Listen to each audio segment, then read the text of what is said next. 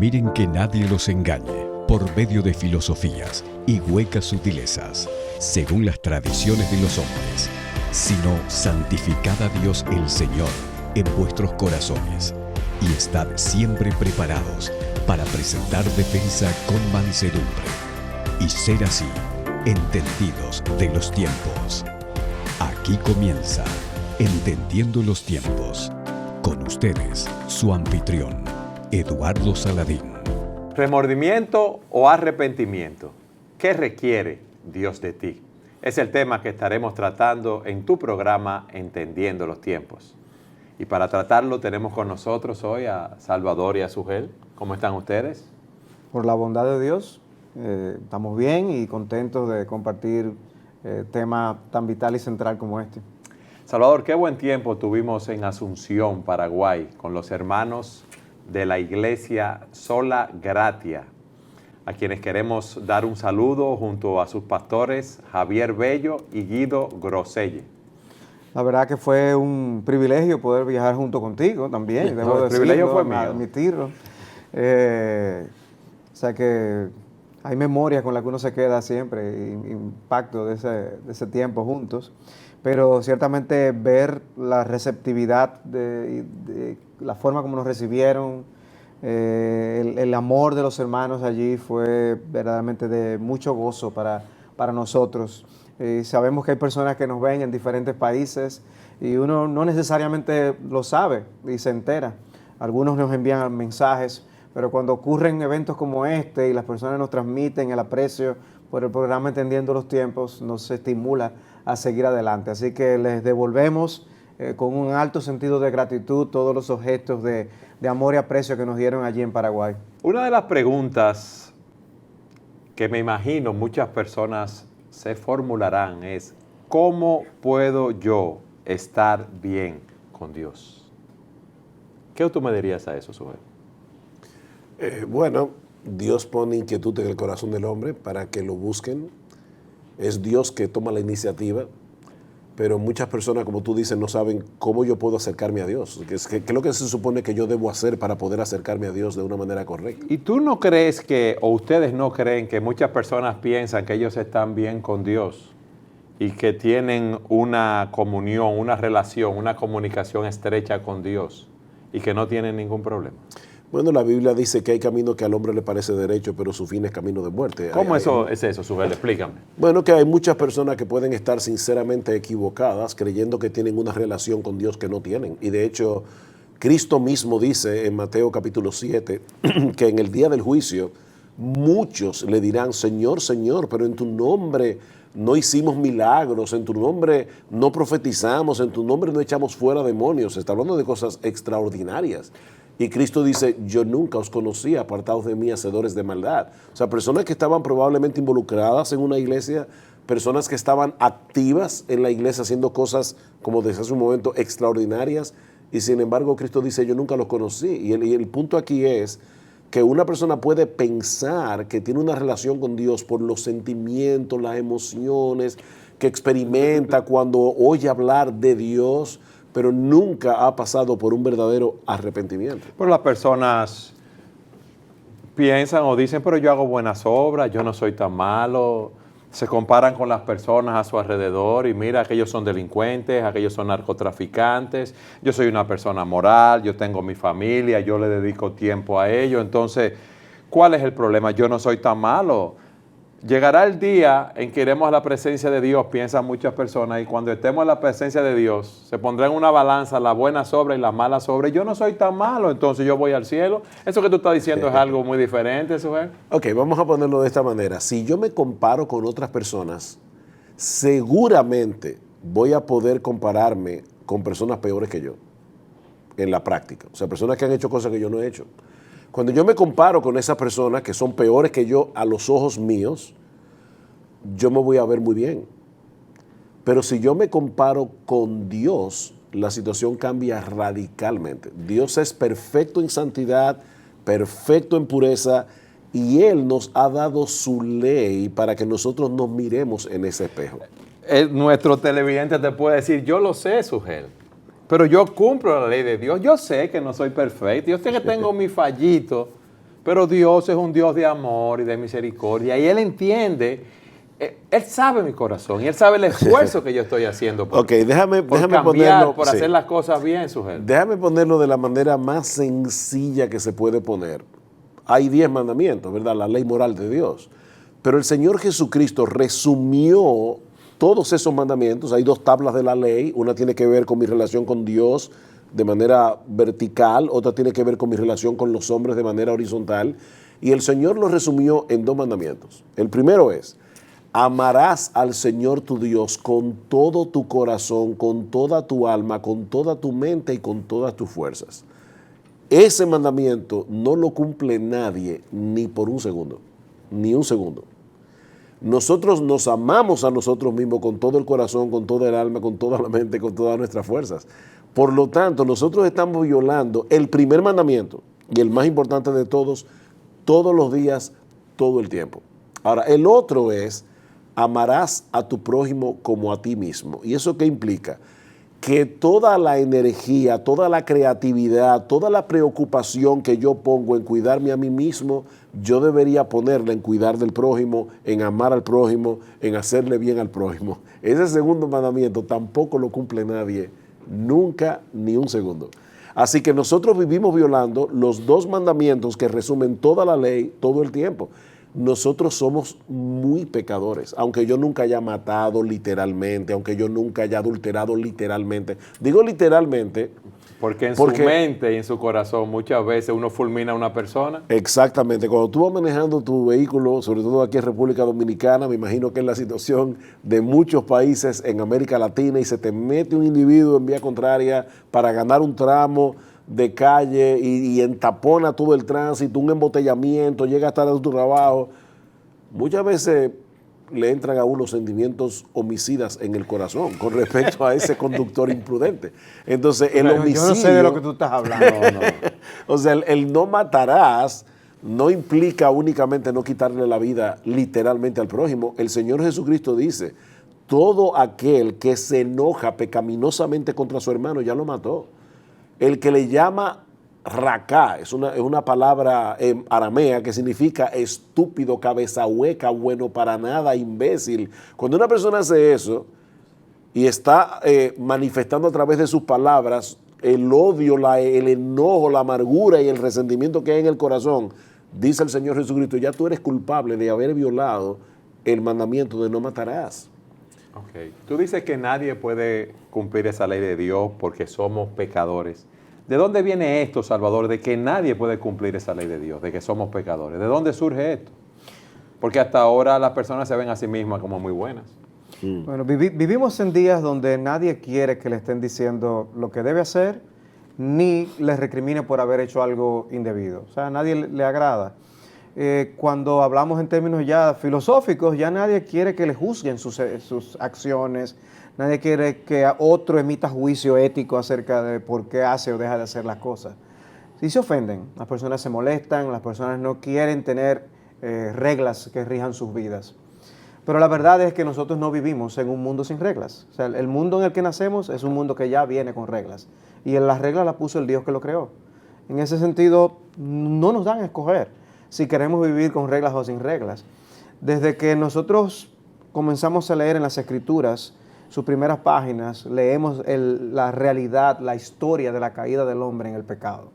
Y la Biblia comienza de esa forma para dejarnos ver que nosotros no vivimos en un paraíso, que nosotros estamos dañados y afectados por el pecado. Y eso significa que pensamos ya de una manera defectuosa y actuamos de una manera defectuosa. O sea, de fábrica ya somos pecadores. Nosotros no venimos a ser pecadores porque pecamos. Nosotros realmente hacemos manifestación de esos pecados porque ya somos pecadores en nuestra naturaleza. Entonces ya somos de por sí criaturas estropeadas, dañadas por el pecado, y vamos a cometer cosas que van a ir en contra de las leyes de Dios. En ese sentido, la pregunta sería: ¿y ahora qué hacemos? ¿Significa que ahora yo voy a excusarme todo lo que yo haga que sea en contra de ese Dios? ¿O debe haber una respuesta en mi corazón de dolor, de tristeza, por haber ofendido a ese Dios, por haber menospreciado a ese Dios, por haber echado a mis espaldas sus palabras? O ese Dios tiene que entenderme, ese Dios tiene que aceptarme, ese Dios no debe preocuparse por lo que yo haga, deje de hacer y sencillamente al final llevarme al cielo. Y ahí es donde yo creo que entra el conflicto de las personas. La gente quiere vivir sin reglas y quiere vivir sin un Dios que le recrimine y quiere vivir sin la amenaza de un día de juicio en el que yo voy a dar cuenta a Dios por las cosas que yo hago y dejo de hacer. Y sencillamente las cosas no son así. Ya vivimos en el mundo creado por Dios, con las reglas de Dios, y nos veremos algún día ante el juicio de Dios.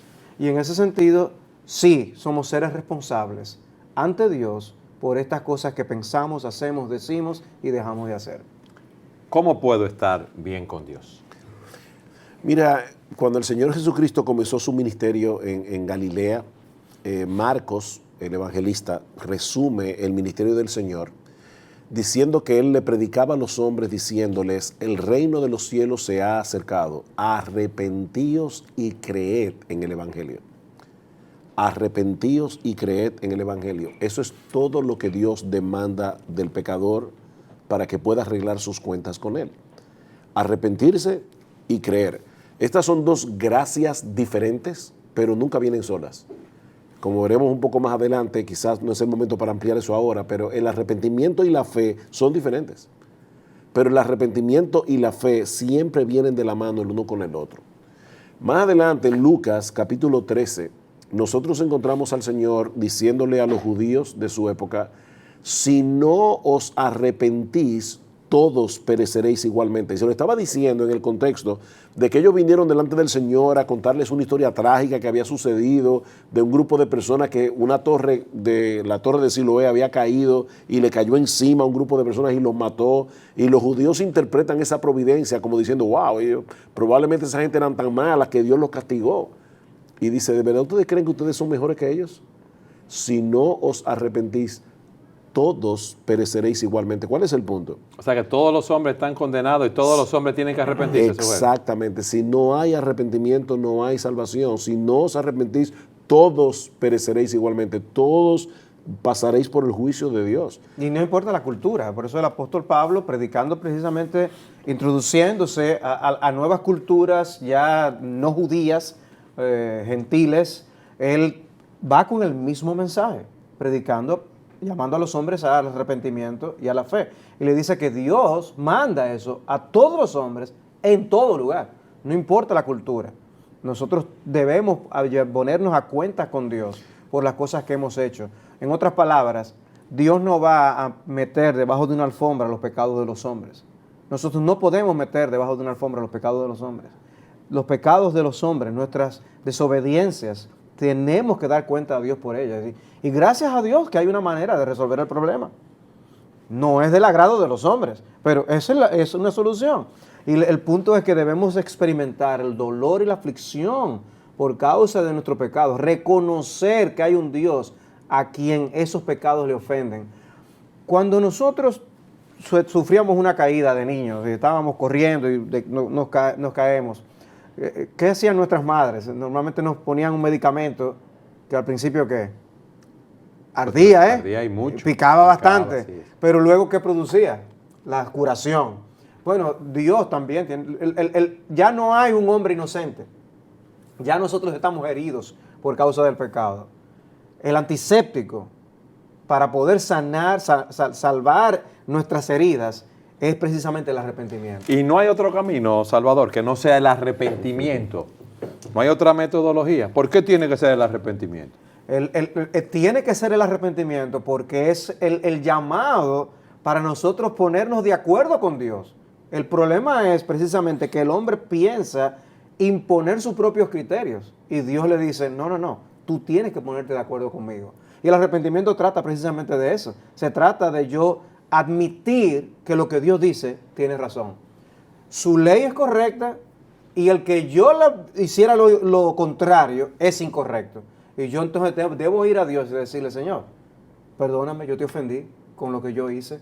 Yo viví a tus espaldas, o yo le di una segunda y tercera importancia a lo que para ti es trascendental. Perdóname. Y por eso confesar el pecado es yo ponerme de acuerdo con Dios. Es yo admitir que Él tiene razón.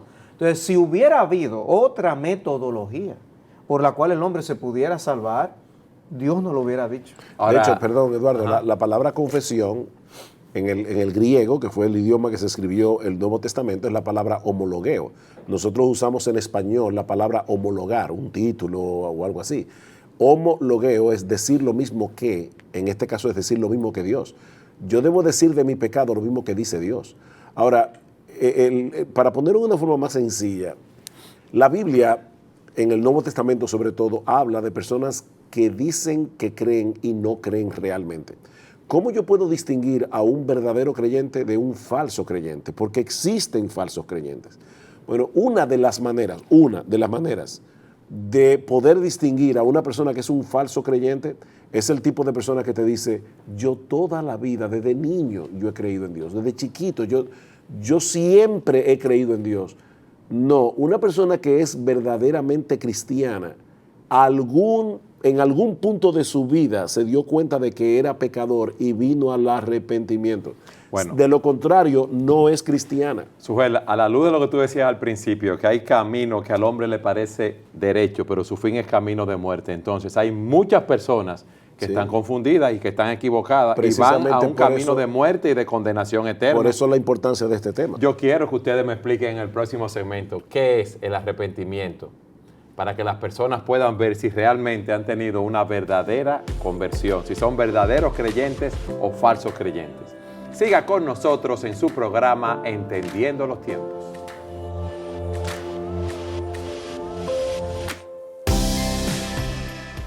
Ustedes nos decían en el segmento anterior que una persona puede pensar que es un verdadero creyente y no lo es, que ha tenido un verdadero arrepentimiento y no lo ha tenido.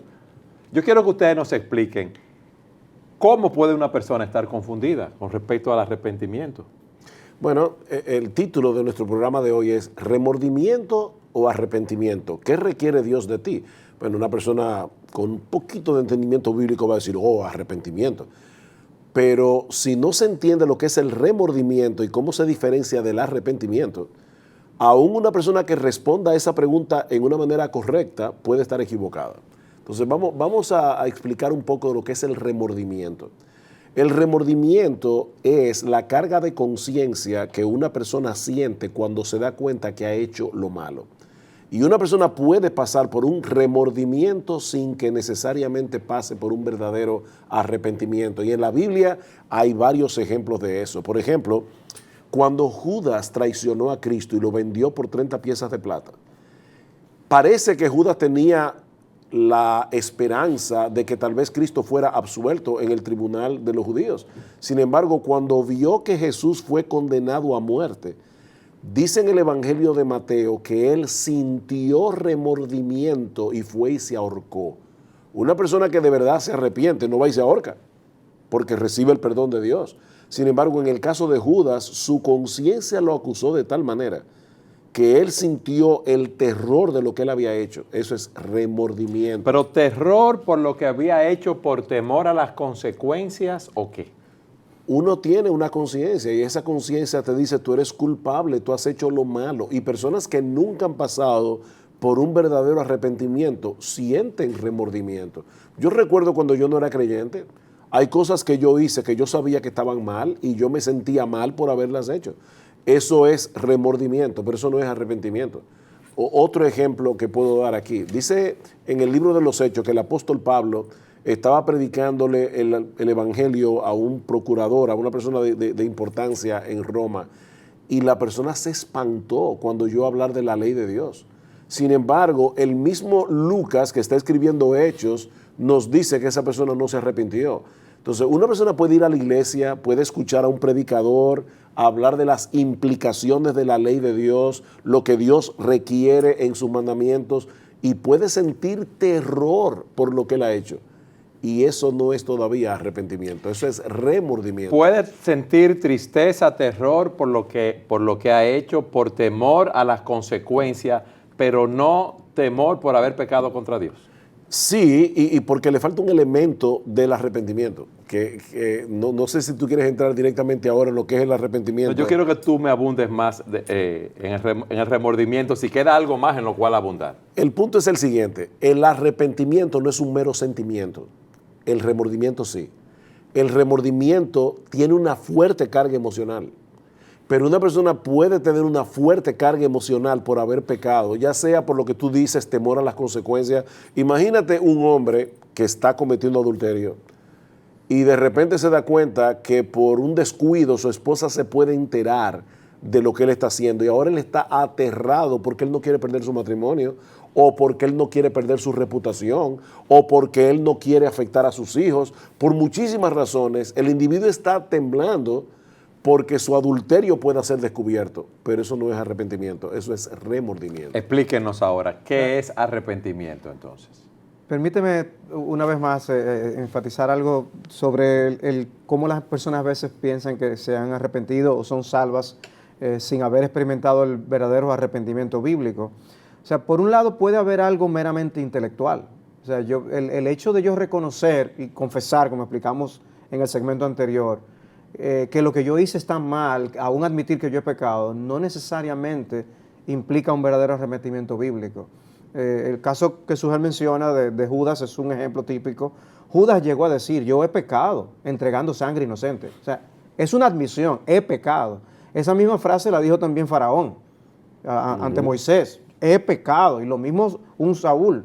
La declaración de un pecado, la confesión verbal de un pecado no equivale a un arrepentimiento, porque puede ser algo meramente intelectual o puede ser para yo salir del paso ante una situación. Pero por otro lado, no es algo meramente emotivo, no es algo simplemente emocional, porque el arrepentimiento genuino y bíblico implica un dolor, implica un quebrantamiento. De hecho, la Biblia usa mucho la frase quebrantamiento de espíritu o quebrantamiento de corazón. Hay un corazón quebrantado, hay un corazón dolido. Así como tenemos dolores que son físicos, hay dolores que son espirituales. Y el arrepentimiento es un dolor espiritual. Pero hay muchos otros dolores en el alma y hay personas que por eso se llaman a sí mismos a una conmiseración porque experimentan ciertas cosas y viven en su dolor ensimismados. Eso es un dolor real, no es físico necesariamente, es espiritual. En el arrepentimiento bíblico hay dolor, pero hay otras experiencias de dolor que no necesariamente son arrepentimiento bíblico y el remordimiento es uno de esos ejemplos. Podemos sentirnos mal por yo haber hecho algo. Yo puedo sentirme mal por las consecuencias que acarrearán mis acciones, pero eso no significa que yo estoy viendo a Dios, como decía el salmista en el Salmo 51, contra ti solo he pecado y he hecho lo malo delante de tus ojos. En el arrepentimiento bíblico hay una percepción clara de que mi pecado es contra Dios primariamente, puede ser contra otros, pero es contra Dios primariamente y me duele haberle ofendido. Pero no es un mero temor, como tú mencionabas, y no es un mero sentimiento de, wow, me va a ir mal ahora. No, es que realmente yo me siento mal por haber ofendido a Dios. Y ahí está precisamente el elemento que distingue el arrepentimiento del remordimiento. La persona que verdaderamente está arrepentida pasa por todo ese dolor que no necesariamente se experimenta de la misma manera, porque ahí entra en juego aún la personalidad del individuo. O sea, eso no quiere decir que todo el que se arrepiente. ¿Cuántas lágrimas? Exacto, llorando. No, hay personas que no son así, pero sienten la carga punzante de haber pecado. Pero todavía estamos en el remordimiento. ¿Cuándo eso se convierte en arrepentimiento? Cuando la persona toma la decisión de divorciarse de su vida de pecado, confiando en el poder de Dios para poder hacerlo. Cuando hay una determinación a un cambio de ruta, un cambio de vida, un cambio de mente. De hecho, la palabra arrepentimiento, otra vez en el texto original, en el griego, es metanoia, que significa un cambio de mentalidad. Yo, cuando era inconverso, yo quería pecar sin consecuencias. O sea, si yo pudiera pecar sin consecuencias, eso es lo que yo quería. Sin embargo, cuando yo me arrepentí, lo que sucedió fue que Dios hizo una obra en mí para que yo viera el pecado como Él lo ve. Y de repente yo comienzo a aborrecer mi pecado, yo comienzo a odiar mi pecado y quiero abandonar mi pecado. Yo no quiero seguir viviendo en el pecado. Imagínate que tú vas camino, los que viven aquí en República Dominicana, vas de la capital a Santiago, pero tú no conoces, tú no eres de aquí, tú no conoces la carretera.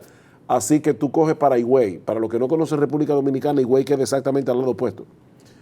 Y cuando tú vas de camino y te paras en una gasolinera a echar gasolina y dices, mire, escúchame, yo voy bien porque yo voy camino a Santiago. Y dice, no, mi amigo, usted está completamente equivocado, usted va en vía contraria. Usted tiene que dar la vuelta y enrumbarse hacia Santiago, que es por el camino opuesto. Nosotros como pecadores vamos por vía contraria. Nosotros vamos por una vía incorrecta creyendo que es así como debemos vivir. Cuando Dios nos trae su palabra, cuando Dios nos trae el evangelio, cuando Dios nos trae la ley, entonces viene un cambio de mente. Nosotros decimos, tenemos que dar media vuelta y volver por el camino contrario por el que yo venía. Eso es arrepentimiento. Ahora, el que tome esa decisión de divorciarse de su vida de pecado debe entender una cosa: él no va a poder hacerlo de su propia fuerza. Yo tengo la determinación, yo no quiero seguir pecando, pero yo sé de antemano que yo no puedo hacerlo solo. Y por eso tengo que venir a Dios diciendo, Señor, me duele haber pecado contra ti, perdóname, ayúdame a cambiar de rumbo, porque yo no puedo solo. Y ahí es que entra esa relación que tú mencionabas entre la fe y el arrepentimiento. Porque yo puedo fácil caer en un remordimiento que me deja sumido en mi tristeza y no me trae la solución. Eso no es lo que Dios quiere. O sea, ¿para qué Dios nos entristece? O sea, ¿qué es lo que provoca esa contrición que el Espíritu produce en el alma del hombre? Eso debe llevarme a admitir que yo no tengo las fuerzas, admitir que yo he hecho lo malo, admitir que solo Dios es justo, que yo soy el sucio, Él es el limpio. Pero por la fe, yo ahora pongo mis ojos en Dios y no empiezo a buscar la solución en mí mismo. Porque lo que ocurre con hombres que experimentan el remordimiento es que, de ahora en adelante, yo no lo voy a volver a hacer otra vez. Y empiezan a luchar tratando de ganarse el favor de Dios. Y lo que entran es en un círculo vicioso. Pero la fe me hace mirar a Jesús. Y la fe me permite ver que la solución fue provista precisamente por el Dios a quien yo ofendí. Y que la solución está en su Hijo Jesucristo, a quien Él envió precisamente a cargar con todos nuestros pecados en el madero de la cruz, para yo poder tener libertad. Y tomando tu palabra de divorcio, que me alegro que le hayas citado, me recuerdo una frase que decía Spurgeon, el gran predicador inglés del pasado, que él decía que el pecado y el infierno están casados. En otras palabras, por el hecho de que yo soy un pecador, yo merezco el infierno. Y dice, y lo único que puede producir el divorcio entre esas dos cosas es el arrepentimiento. O sea, si yo no quiero ir a condenarme en el infierno, yo debo darle divorcio a mi pecado. Y eso es a través del arrepentimiento. El arrepentimiento nos libera. El arrepentimiento nos permite ir a Dios, de ir de nuestros pecados a Dios, de nuestros ídolos al Dios vivo y verdadero. Y eso da aliento al alma. Fíjense, en medio de una tristeza, también hay esperanza. Porque yo no me estoy viendo a mí mismo como la solución, sino al Señor. De hecho, puede ser, Eduardo y Salvador, que haya personas que nos estén mirando ahora mismo en el programa y son personas que están lidiando con la culpa, por alguna razón u otra. Han hecho algo malo y saben que lo han hecho mal y sienten un fuerte complejo de culpa. La psicología moderna está haciendo mucho daño, la psicología humanista está haciendo mucho daño, porque en vez de hacer que el individuo a través de la culpa llegue al arrepentimiento, quieren quitarle al hombre el complejo de culpa de una forma equivocada. Y eso es como quitarle a la piel, quitarle sensibilidad a la piel. Un individuo que no sienta dolor agarrando algo caliente o que alguien se vaya a quemar las manos o que tenga una cortada y no sienta que eso le está cortando, eso es peligroso. La sensibilidad que Dios ha puesto en el ser humano, en el cuerpo humano, es para su protección. Bueno, la culpa es al alma lo que el sistema nervioso es al cuerpo. Si yo hago algo mal, yo debo sentir un complejo de culpa, pero esa culpa no es un fin en sí mismo. Esa culpa es lo que Dios usa para llevarme a Cristo, a buscar en Él el perdón de mis pecados. Cuando yo voy a Él en arrepentimiento y fe, dolido con mi pecado, deseando divorciarme de mi pecado y aceptando por la fe lo que Dios ha provisto en Cristo para que yo pueda ser perdonado en su presencia. Entonces la culpa no es un fin en sí mismo, la culpa es un medio para llegar a un fin, llegar a experimentar el gozo de saber que yo he sido perdonado, completamente perdonado, porque yo fui a Cristo en arrepentimiento y fe. Entonces, ¿sabe qué ocurre en nuestra generación? Nosotros vivimos en una generación que nos está diciendo que nada es nada, o que ya Que todo todo está es nada, bien. todo está bien, no hay ningún problema, todo estilo de vida está bien, que son cosas del pasado, son esos tabús que amarran a los hombres y les mantienen ese sentimiento de culpa. Libérate y vive tu vida. El hombre se dedica a hacer todo lo que quiere con los antojos de su corazón, y ¿saben qué? Al final de cuentas, como quiera, el sentimiento de culpa está ahí. El corazón sabe que hay un Dios al que le va a dar cuentas. Y hay hombres que viven sumidos en esos remordimientos de los que no salen salir, simplemente porque la sociedad le ha dicho, vive lo que tú quieras, libérate, sal del closet. Pero se olvidan al Dios de la Biblia y entonces pensando que por querer, pensando que al olvidarlo, no van a dar cuenta ante Él en el día del juicio. Pero la conciencia está allí y les recuerda, tú vas a dar cuenta a Dios por estas cosas. Y por eso hay hombres que empiezan a perder el sueño, empiezan a vivir en una ansiedad, en un desasosiego. ¿Y de dónde es que viene mi intranquilidad? Viene del sentimiento de culpa. Hay pecados no tratados, cosas con las que no se han lidiado, muchas veces con otros hombres, pero siempre con Dios. Algo que debe ser enmendado, arreglado, y el hombre busca tantos caminos para tratar de resolverlo lejos de Dios, que cada día se confunde más. Podemos decir que el arrepentimiento produce un cambio de mente, que produce un cambio en la voluntad, que produce un cambio en mi comportamiento. Es un cambio en el asiento mismo de mi personalidad. Como decía Salvador, una persona puede tener intelectualmente una conciencia de que ha pecado, pero si su voluntad no es afectada, si sus sentimientos no son afectados, no ha habido un arrepentimiento. Cuando yo hablo de la raíz de nuestra personalidad, estoy hablando de eso que yo soy realmente. Yo no soy solo intelecto, yo soy intelecto, voluntad, emociones.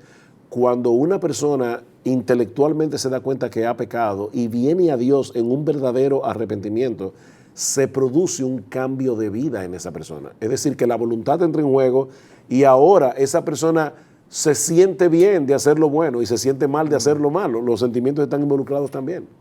Es muy importante que podamos estar claros en este concepto de lo que es el arrepentimiento, porque muchas personas pueden haber tenido un cambio de mente y pensar que ya con eso es suficiente y no se han vuelto hacia Dios. Y no ha habido un cambio en su estilo de vida y piensan que son creyentes, porque una vez tomaron una decisión o porque una vez piensan que se arrepintieron. Y yo quiero que en el próximo segmento ustedes me amplíen esta idea. Pero antes, quiero que Salvador nos dé una de 1000 citas edificantes.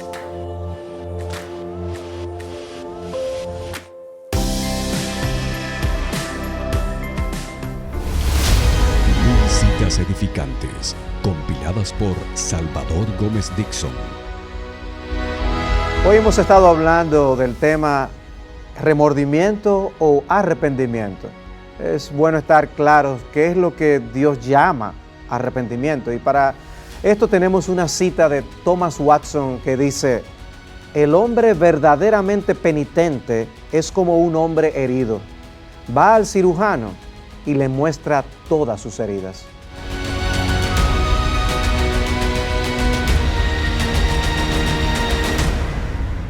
En el segmento anterior ustedes nos explicaban lo que es el verdadero arrepentimiento y yo les hacía un planteamiento o una pregunta.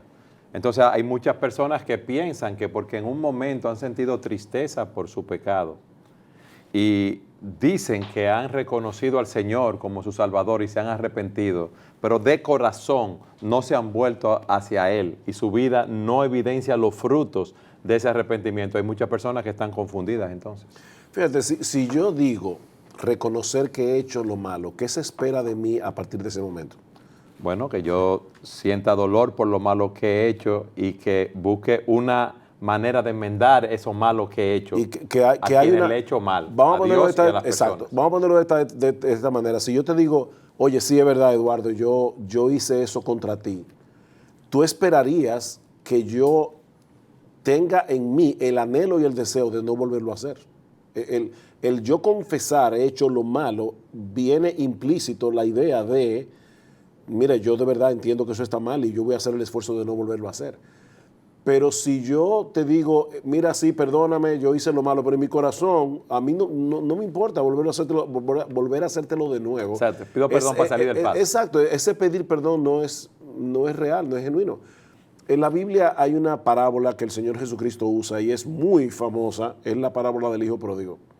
Un muchacho joven le pide a su papá que le dé la herencia que le corresponde. En otras palabras, yo no quiero esperar que tú te mueras, dame lo mío ahora. Y el muchacho toma su herencia, se va y dice la Biblia, dice el Señor Jesucristo, que vive perdidamente, o sea, en ramera, borrachera.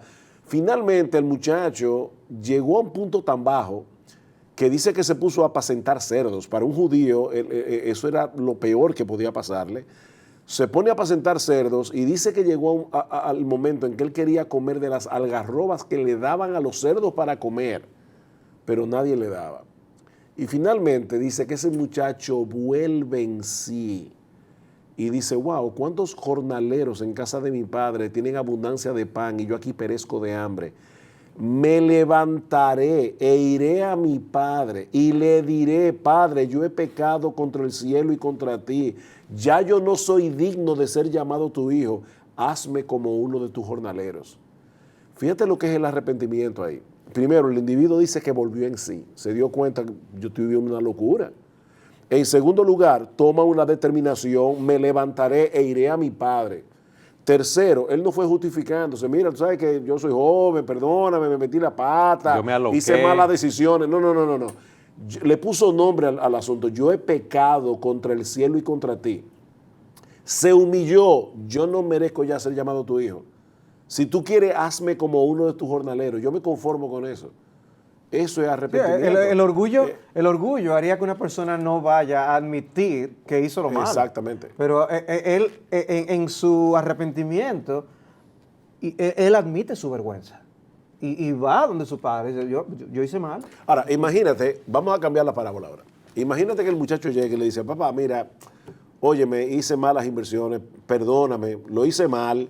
¿Tú puedes darme más dinero para yo irme otra vez a seguir viviendo mi vida? Lo voy a hacer con más cuidado la próxima vez. Espérate. Eso obviamente no es arrepentimiento. Lo que mostró el arrepentimiento en la vida de ese muchacho era la determinación a tener un cambio de vida. Era la determinación, vuelvo y repito, a divorciarse de la vida que él había llevado hasta ese momento y comenzar a vivir para su padre. Ahora, es interesante la reacción del padre, porque ese padre representa a Dios. Ese padre tenía derecho a decirle, bueno, mi hijo, mira, tú me pediste la herencia, ya yo te la di, lo que te tocaba ya te fue dado, ahora arréglatela como tú puedas. Dice la Biblia, dice el Señor, que cuando ese padre vio a su hijo que venía, ese padre salió corriendo hacia él.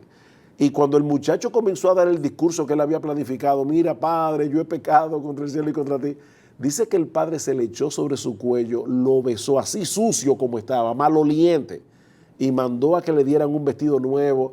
Eso es lo que hace Dios con el pecador que de verdad se arrepiente. No importa lo bajo que haya llegado, porque yo recuerdo un caso aquí en nuestra iglesia, hace muchos años atrás, le estábamos predicando el evangelio a una joven y ella decía, es que yo he pecado tanto que Dios no me puede perdonar. Y puede ser que haya alguien aquí que nos esté mirando, así como hay gente que se justifica a sí mismo y personas que ven pecados horribles como si fueran nada, hay personas que tienen una fuerte culpa y que pueden pensar, ya yo estoy fuera del perdón de Dios, yo he hecho tanto mal.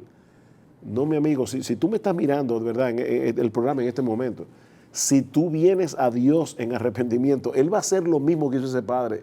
No importa lo sucio que tú vengas, Él te va a perdonar, porque eso es lo que Él pide de ti, arrepentimiento y fe.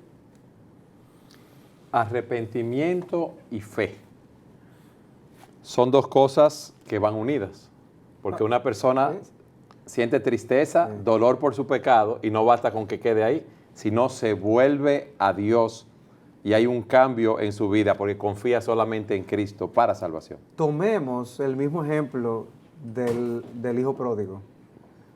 Cuando él vuelve en sí, ¿qué recuerda él? La casa de mi padre. Yo volveré a la casa de mi padre. O sea, Yo ven pecaba, acá, y lo bien los que le trabajadores, los trabajadores que Exacto. no son hijos.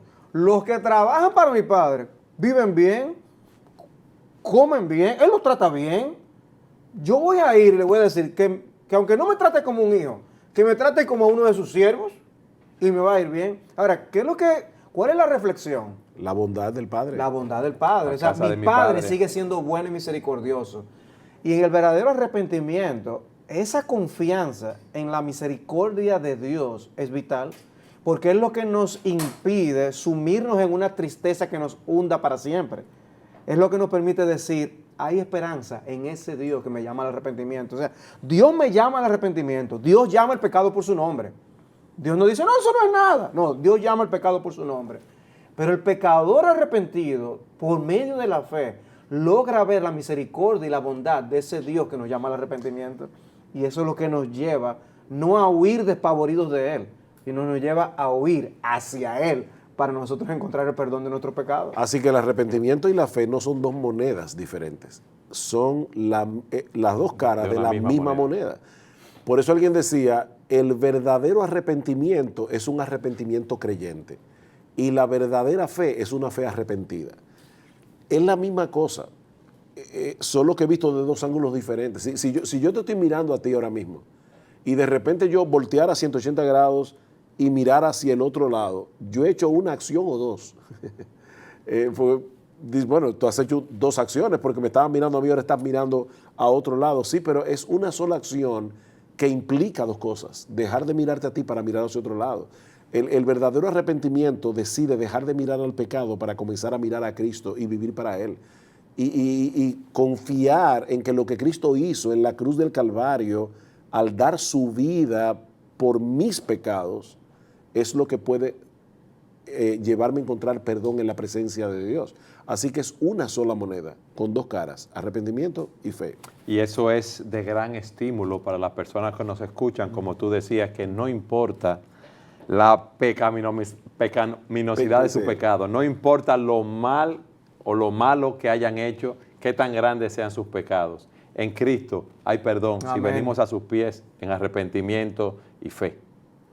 Yo quiero que en el próximo segmento ustedes nos expliquen si ese arrepentimiento y esa fe solamente es necesaria al momento de conversión o se mantiene durante toda la vida del creyente. Pero antes de ir a la pausa, vamos a lo recomendado.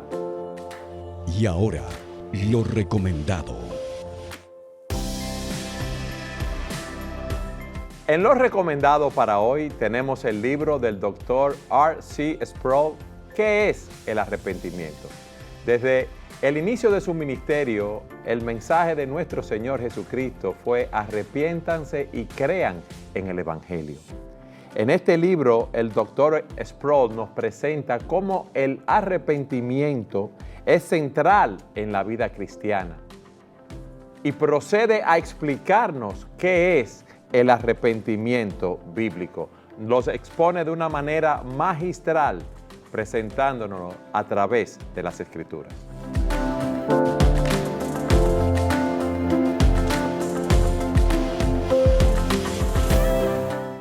Decíamos en el segmento anterior le hacíamos la pregunta que si el arrepentimiento y la fe son necesarios solo a la hora, al momento de la conversión, o esto se aplica al creyente durante toda su vida. ¿Qué tú nos dirías, Salvador? Bueno, así como la Biblia nos dice que venimos a Dios por medio de la fe, creemos en Cristo y somos llamados creyentes por el resto de nuestra existencia, nosotros no dejamos de ser creyentes.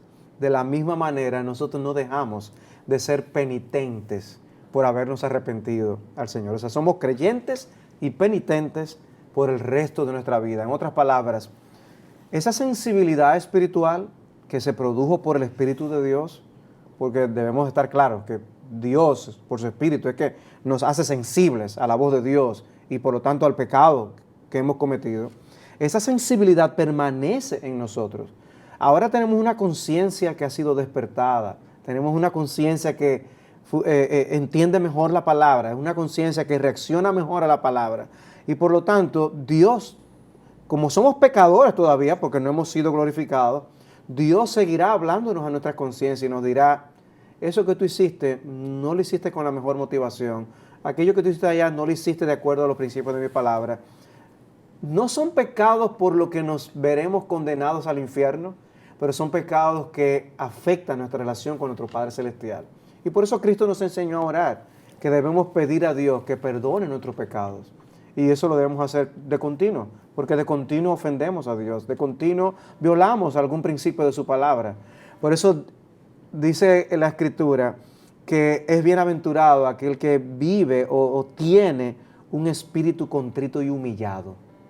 O sea, podemos habernos arrepentido y convertido, pero caer en soberbias, caer en orgullos, donde yo pienso que ya no necesito a Dios o que lo que yo hago que ofende a Dios no es tan grande.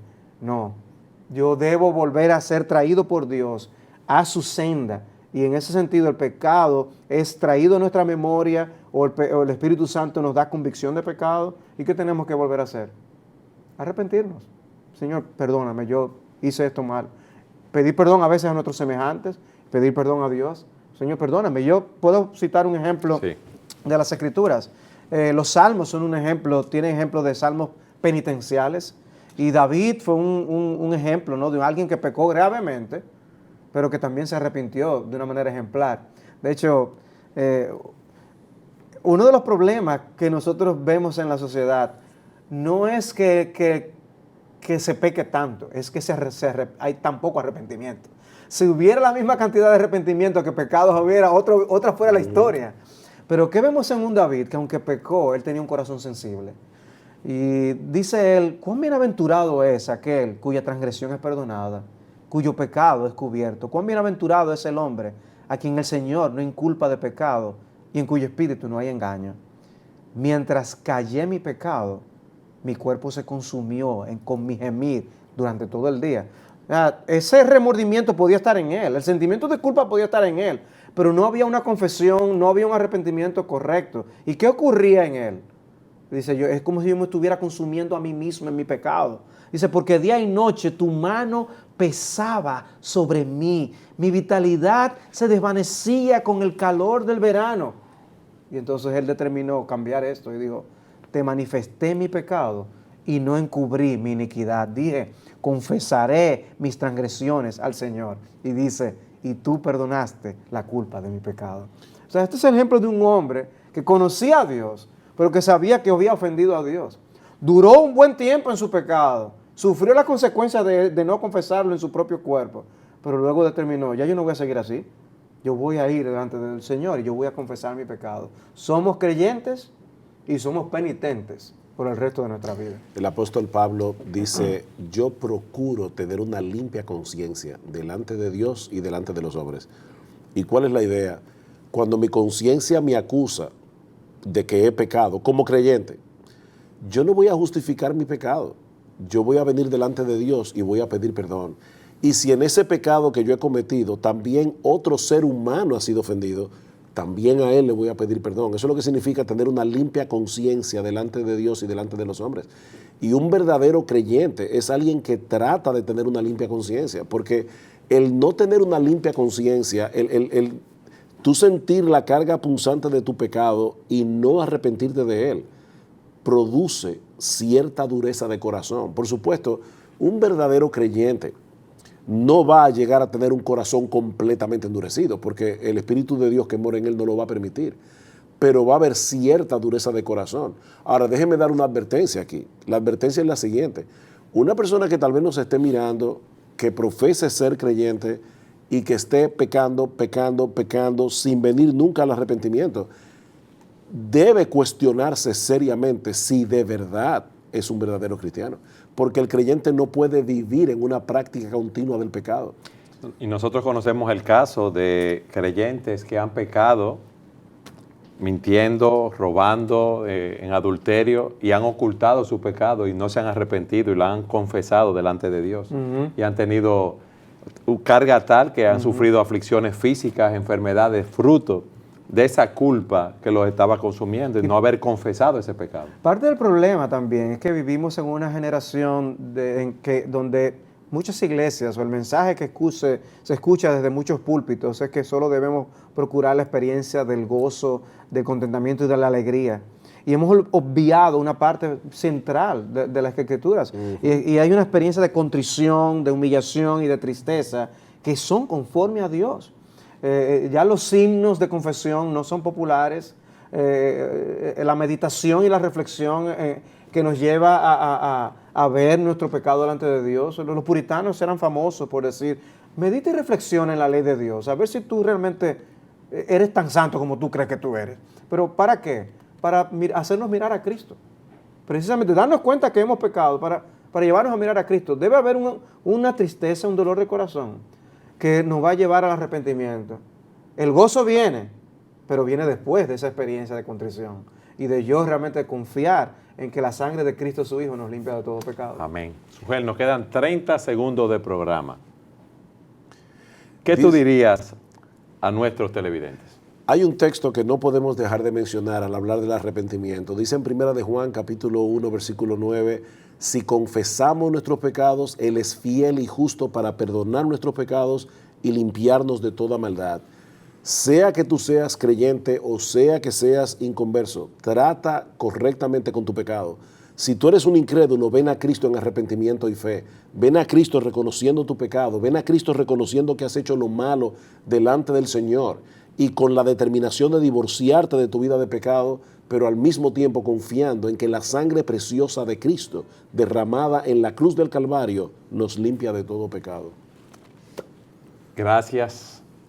Qué bueno es saber que Dios es un Dios abundante en perdonar. Amén.